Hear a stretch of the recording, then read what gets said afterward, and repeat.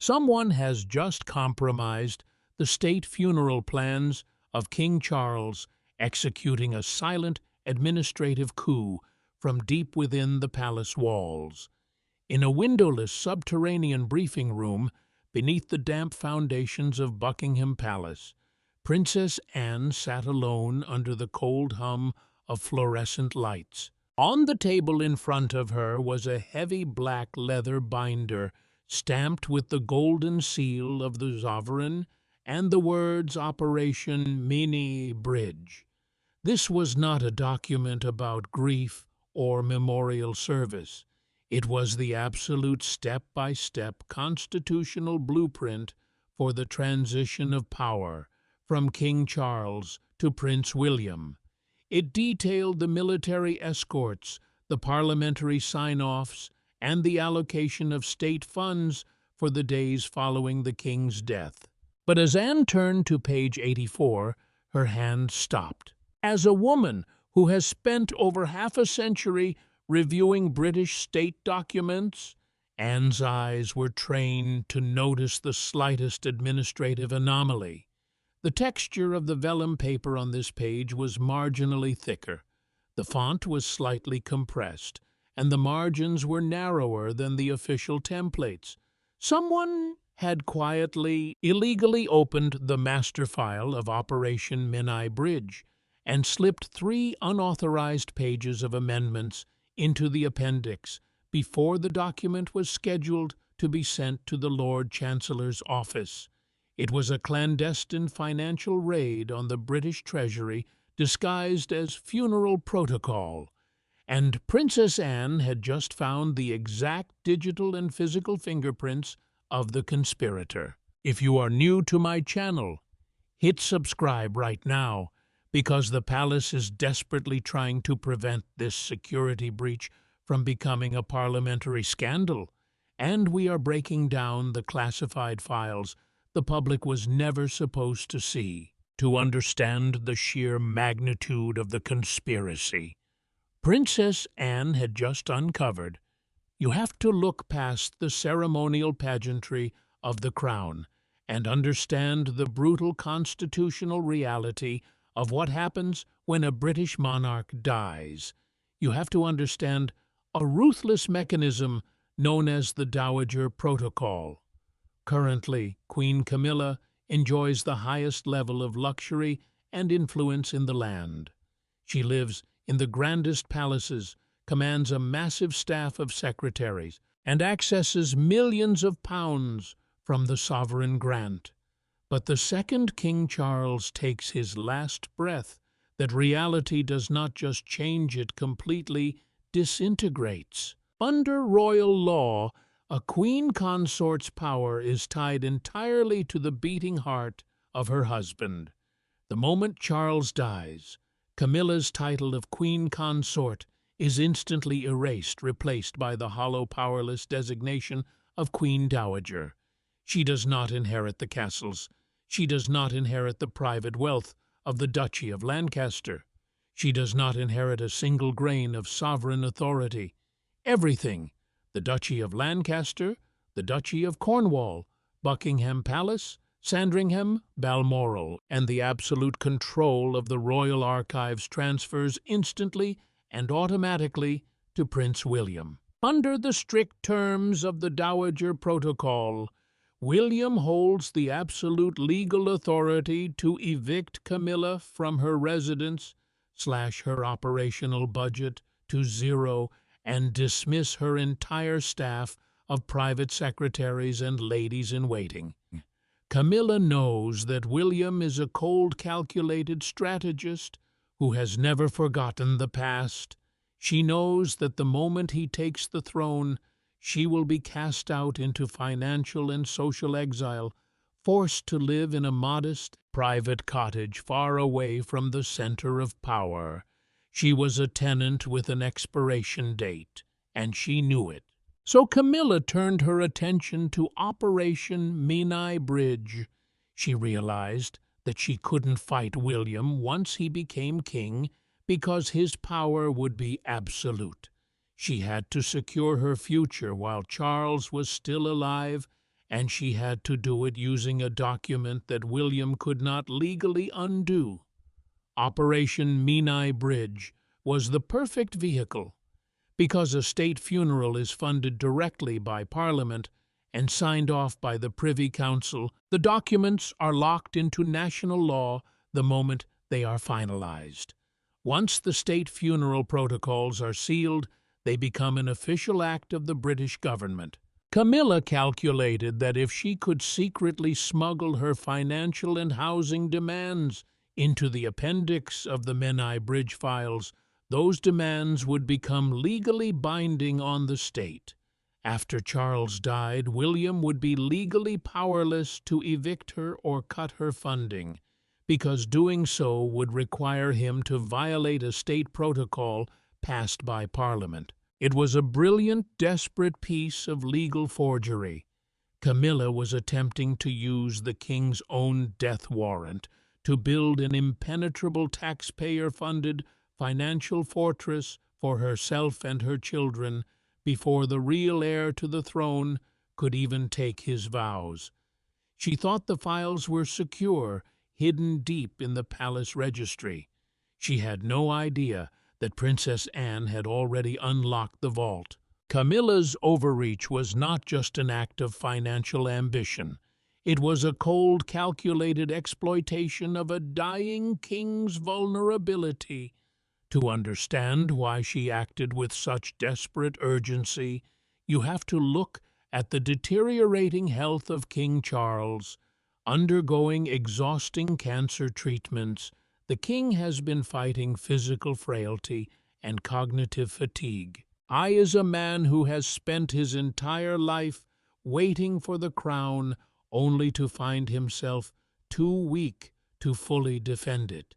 He has been forced to navigate the heavy demands of statehood while his body is failing him. And Camilla, who has sat by his side for decades, knew exactly how to navigate his exhaustion. She knew that Charles, when tired, would sign almost anything placed before him just to secure a few hours of quiet peace. So, working in absolute secrecy with a compromised palace solicitor who owed his entire career to her personal influence, Camilla drafted Appendix 12B. It was a masterpiece of bureaucratic deceit.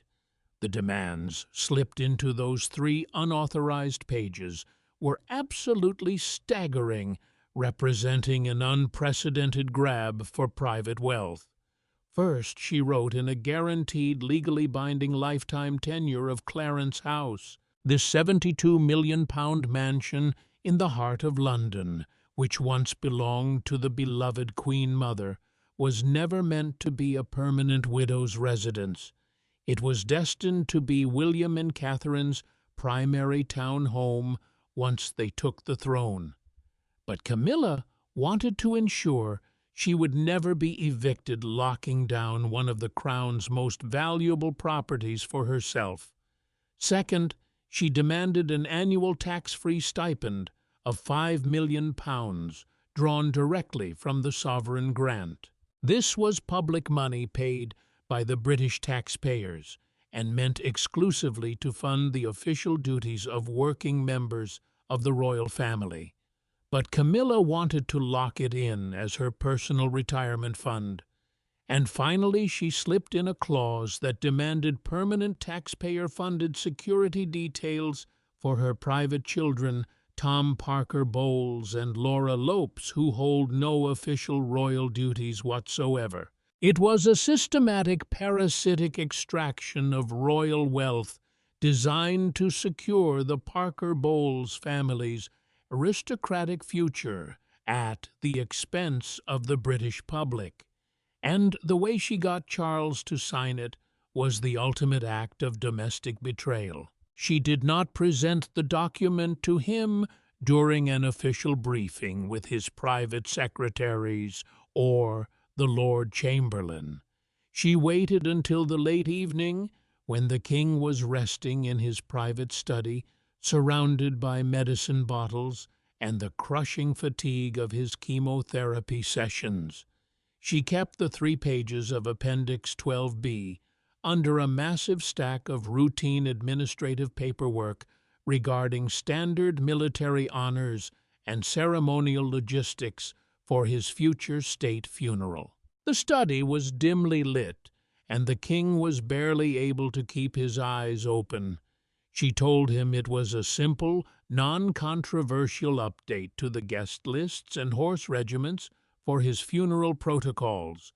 Charles, trusting his wife completely, signed the master draft without reading the fine print. The scratch of his pen on the vellum paper was the only sound in the room. He believed he was simply approving standard military honors for his own funeral. I had no idea. He had just signed a document that legally plundered his own family's estate to fund the private empire of his wife's children. Camilla believed she had executed the perfect crime. The master draft, bearing the king's genuine wet signature, was immediately sent to the palace registry to be finalized before being transmitted to the Lord Chancellor's office. She believed she had successfully bypassed Prince William, outmaneuvered the palace traditionalists, and secured her family's future forever. She was already quietly celebrating her triumph, confident that the paper trail was buried. She had absolutely no idea that within 48 hours, Princess Anne would descend into the subterranean registry, pull the file, and expose her entire conspiracy to the light. Princess Anne did not keep the confrontation inside the family. She knew that if she confronted Camilla privately within the palace walls, Charles's deep emotional dependence on his wife would override his constitutional judgment. He would have found a way to bury the scandal, make excuses for her greed, and ultimately protect her from the consequences of her actions. Anne knew she had to bypass the king's domestic shielding entirely. She had to transform Camilla's private forgery into an immediate existential threat to the state itself.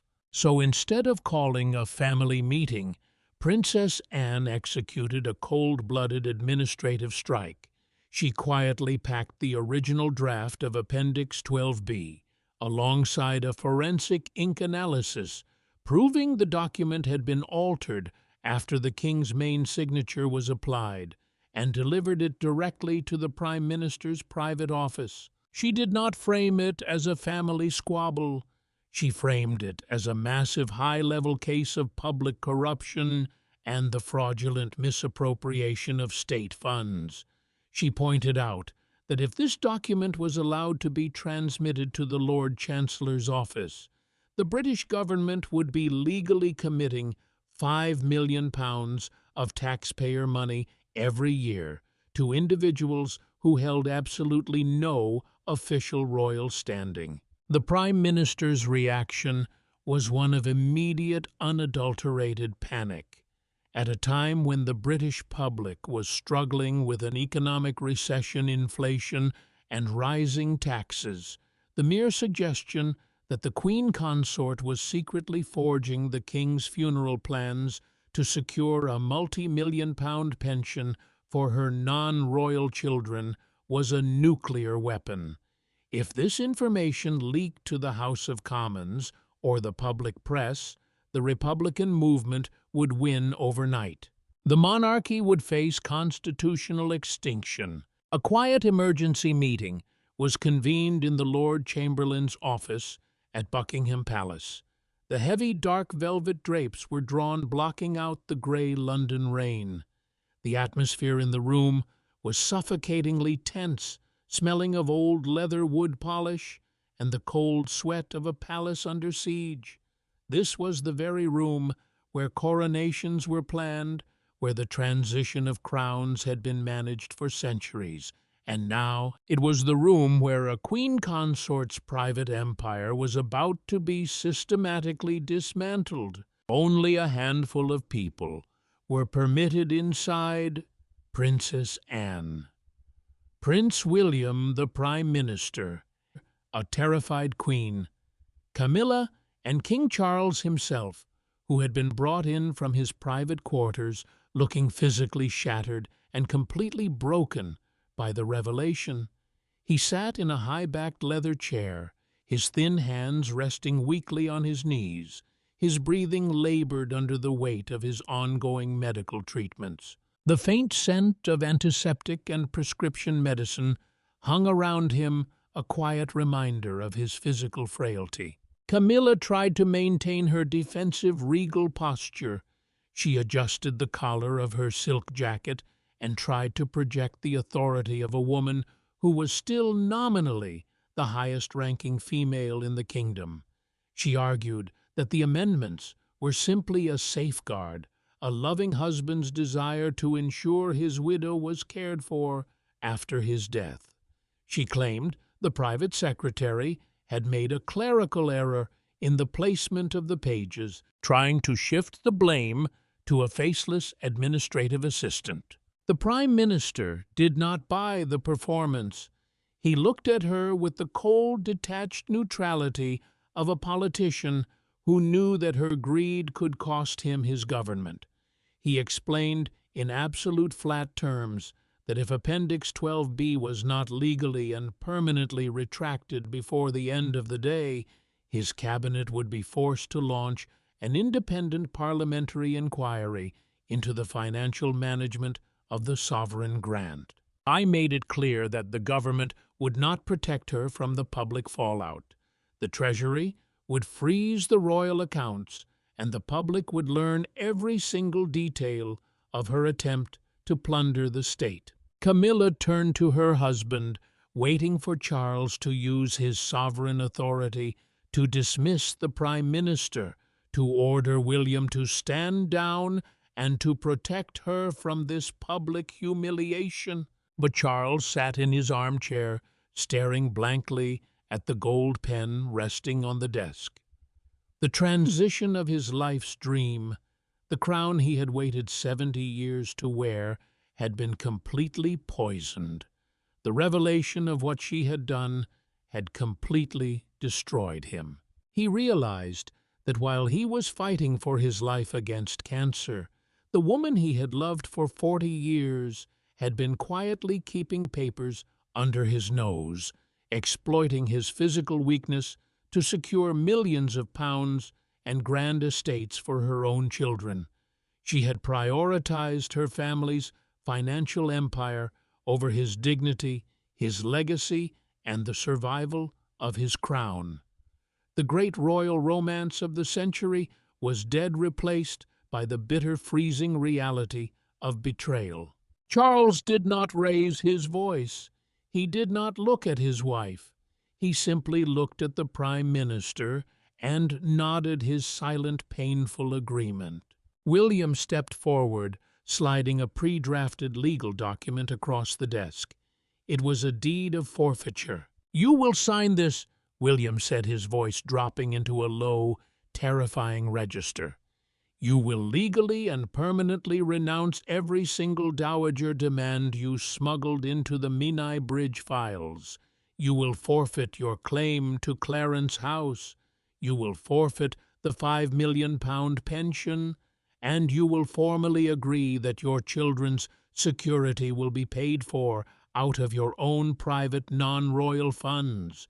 You will sign it now, or we will let the Prime Minister release the audit to the press." Camilla's hand trembled violently as she picked up the pen. The silver barrel of the fountain pen scraped against the desk as she reached for it, her palms wet with cold sweat. She looked at Charles one last time, desperate for some sliver of support.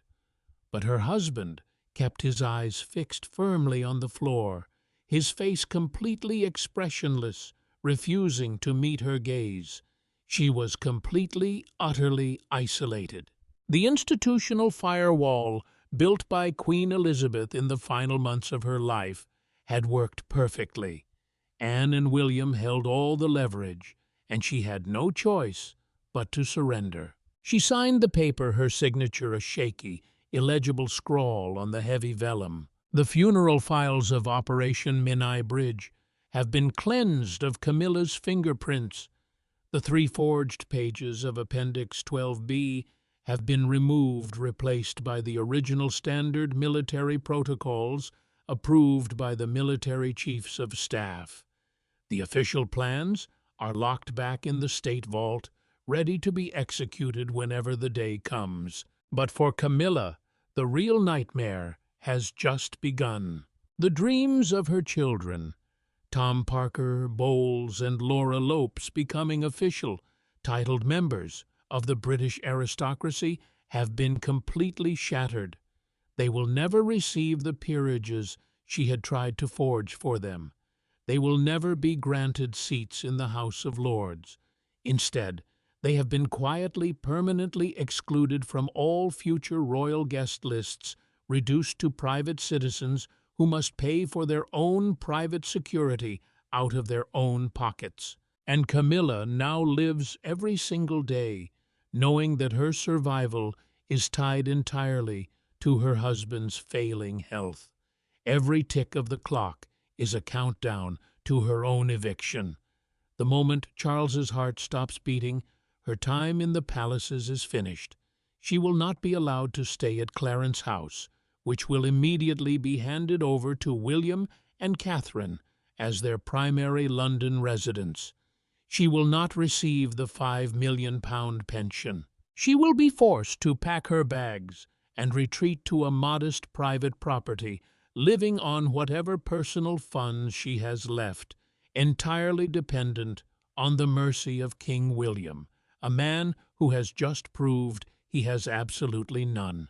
She walks through the empty, echoing halls of Clarence House, knowing that every single staff member, every footman, every butler, and every maid is reporting her movements directly to William's office. She is a prisoner of her own title, surrounded by silent spies, watching the husband she betrayed slowly fade away. And Princess Anne still keeps the original forged draft of Appendix 12B locked inside her personal safe at St. James's Palace. It is an old, heavy iron safe that once belonged to Queen Mary, and the document inside is a loaded gun. It is a piece of criminal evidence that will remain locked away unless Camilla ever attempts to step out of line again. Camilla is now forced to live her life in absolute silent submission, knowing that the Princess Royal holds the document that could destroy her remaining reputation and send her family into social exile with a single leak. The king is on his throne, but the shadow of Prince William and Princess Anne has permanently and completely eclipsed the Queen Consort's future.